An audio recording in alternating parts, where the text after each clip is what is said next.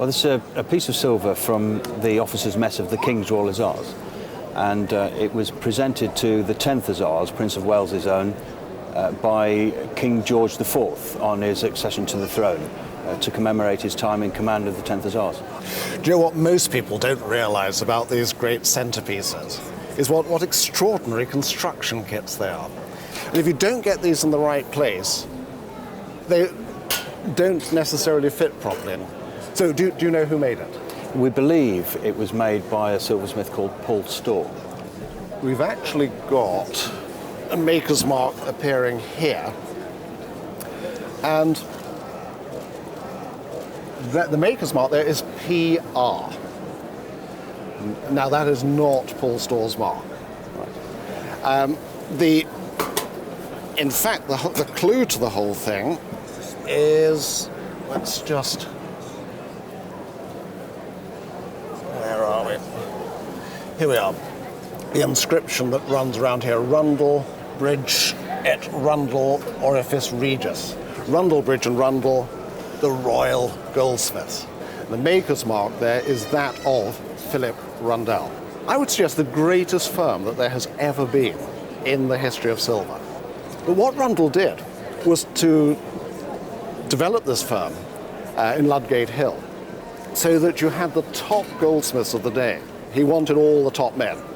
So Digby Scott, Benjamin Smith, James Smith, and Paul Storr. I mean, it's like a who's who of the Regency period. It is, of course, silver-gilt, not gold, which I'm sure is what you realise. It would be pretty well impossible to pick up. Had you considered value?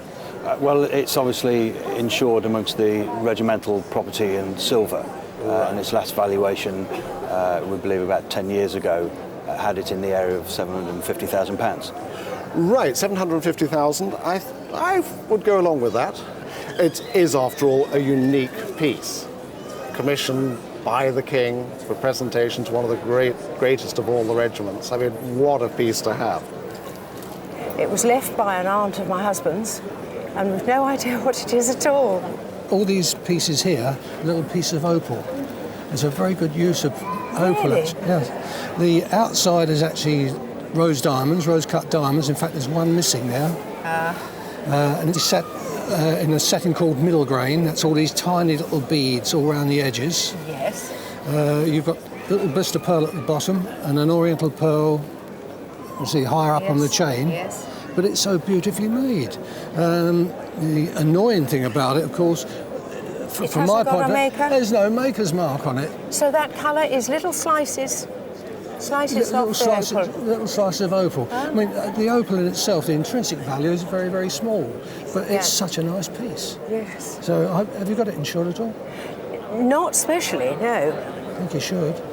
Yes. Not that you'd be able to replace it, but it would certainly hurt me if I lost it. So, talking in terms of insurance values and so on, I think you've got to be looking at somewhere around about the £3,000 mark. Really, as much as that? Oh, yes. It's a very unusual piece.